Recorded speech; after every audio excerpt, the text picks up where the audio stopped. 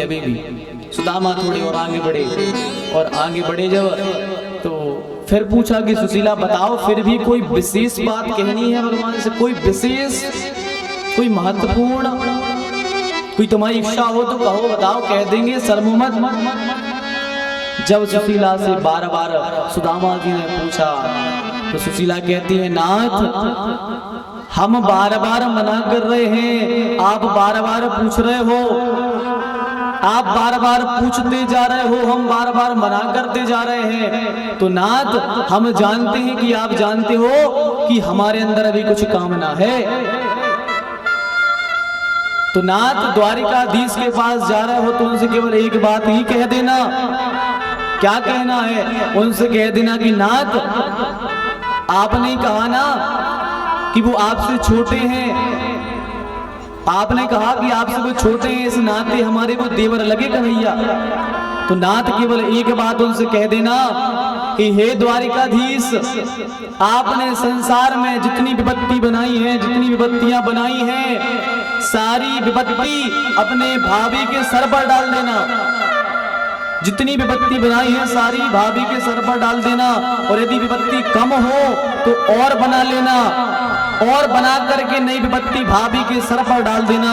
तुम्हारी भाभी कभी उप नहीं कहेगी कन्हैया। पर नाथ उनसे केवल एक बात कह देना, वो हमारे देवर हैं, तो नीति कहती है कि भाभी कभी देवर से मिलने ना जाए, भाभी का कर्तव्य कभी देवर के पास ना जाए। पर नाथ वो तो हमारे देवर हैं, ठाकुर जी से कह देना कि हे ठाकुर जी, आपकी एक भाभी अभी, सुदामा की पत्नी आपकी भाभी अभी आपका इंतजार कर रही है, आपके प्रेम की प्यासी है और उसके प्राण निकलने वाले हैं नाथ। तो एक बार प्राण निकलने से पहले अपनी भाभी को आके दर्शन दे देना, बस यही चाहिए और कुछ नहीं चाहिए।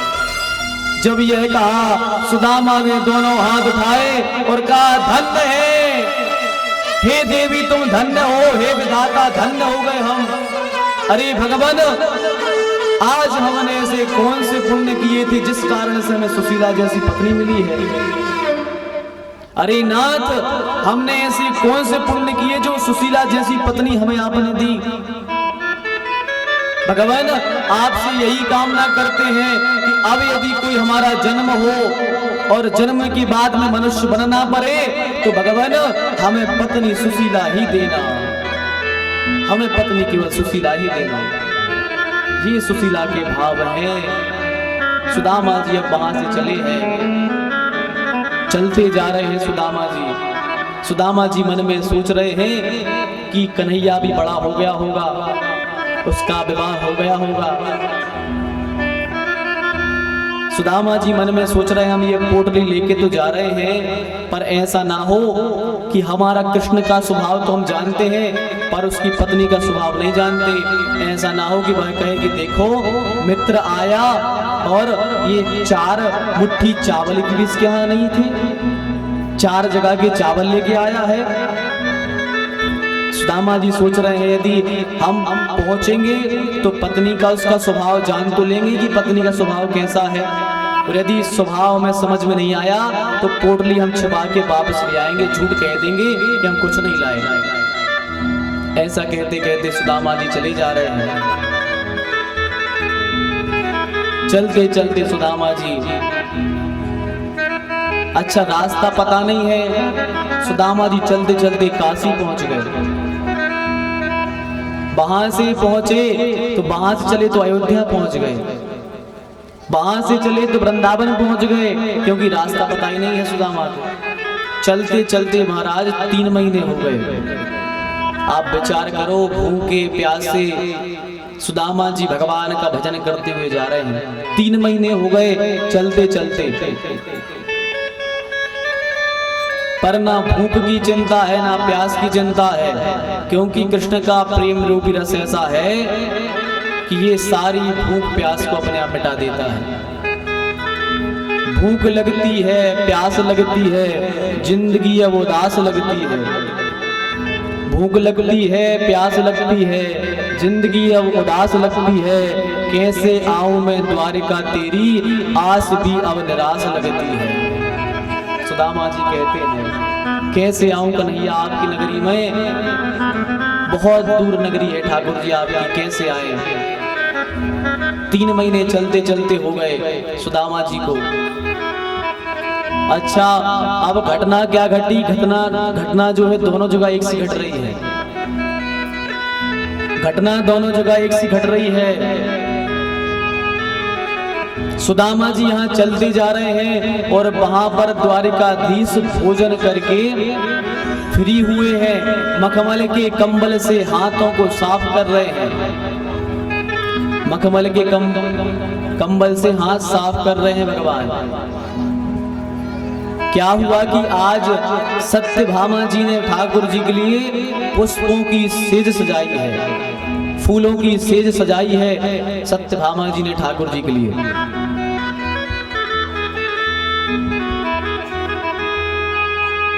ठाकुर जी के लिए फूलों की सेज सजाई है।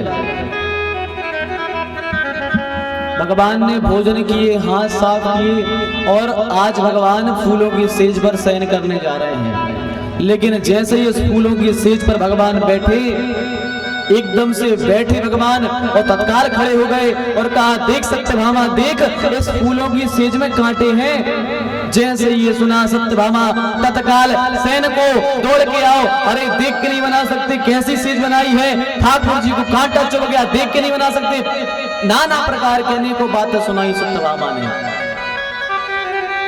फिर से सेजों के सारे फूल अलग किए गए, फिर सत्यभामा ने दोबारा फूलों की सेज बनवाई।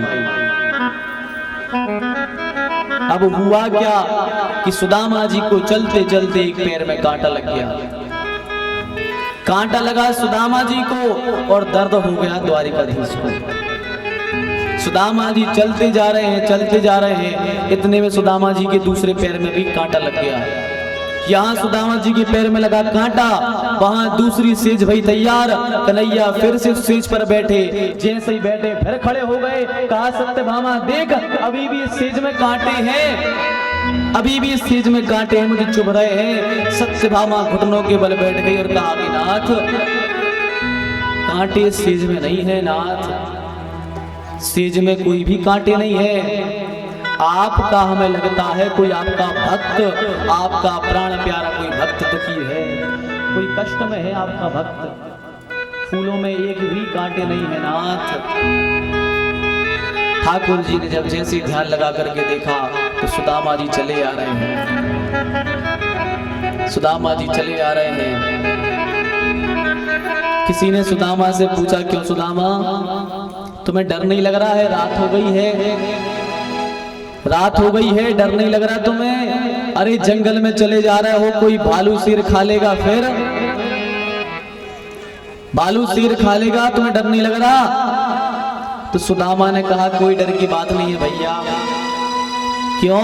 बोले अब ये तो निश्चित है कि हम मरेंगे, तो ये पक्का है कि ये प्राण निकल करके द्वारिकाधीश के चरणों में ही समाएंगे, ये पक्का है। जब मरेंगे तो मरने के बाद जाएंगे तो भगवान के धाम ही, ये पूरा पक्का है। लेकिन केवल 2 बातें रह जाएंगी, 2 बातें केवल रह जाएंगी। किसी ने पूछा कौन सी बातें रह जाएंगी, कौन सी बातें रह जाएंगी? तो संत कहते ना कि कागज सब तन खाइयो, कागज सब तन खाइयो और चुन चुन खाइयो मांस, और 2 नैना जिन खाइयो मोए कृष्ण दर्श की आस। संत कहते हैं कि कागा तू सब खा जाना पर इन आंखों को मत खाना। क्यों? क्योंकि ये आंखों में कृष्ण की दर्शन की आस लगी है। ऐसे ही सुदामा जी कह रहे हैं, क्या कह रहे हैं कि प्राण तिहारी ओरे खिंचे और अंत में तुम में जाए समय, एक तुम्हारे निहारे बिना 2 बातें अधूरी रह गई है। केवल 2 बातें नहीं हो पाएंगी। बोले कौन कौन सी? कि हाथ गले से लगा बन को हम अपने प्राण धन प्यारे श्याम सुंदर को इन हाथों से गले में नहीं लगा पाएंगे, एक ये कमी रह जाएगी। और बोले दूसरा क्या नहीं कर पाओगे? तो बोले हाथ गले से लगा बन को और नैना देखन खो रह जई है। इन हाथों से परम धन श्याम सुंदर को हृदय से नहीं लगा पाएंगे और इन आंखों से हमारे प्राण धन के दर्शन नहीं कर पाएंगे। बस ये दो कमी रह जाएंगी, बाकी जानवर खा लें तो कोई चिंता नहीं है। भगवान ने योग माया से कहा कि योग माया जाओ हमारे परम मित्र सुदामा को लेकर के इस पार ले आओ। योग माया हाथ जोड़ करके खड़ी हो गई। बोले नाथ आपने पहली बार गलत आदेश दे दिया हमें। योग माया ने कह दिया नाथ आपने पहली बार हमें गलत आदेश दे दिया। बोले कैसा? तो भक्ति उस माया ने कहा कि नाथ मैं आपके भक्तों को समुद्र के किनारे पर लाकर तो छोड़ सकती हूँ, समुद्र तक तो ला सकती हूँ, पर नाथ मुझ में सामर्थ्य नहीं है कि मैं आपके भक्त को इस भव सागर से पार करा सकूं। ये माया में सामर्थ्य नहीं है। माया केवल भक्त को केवल भगवान की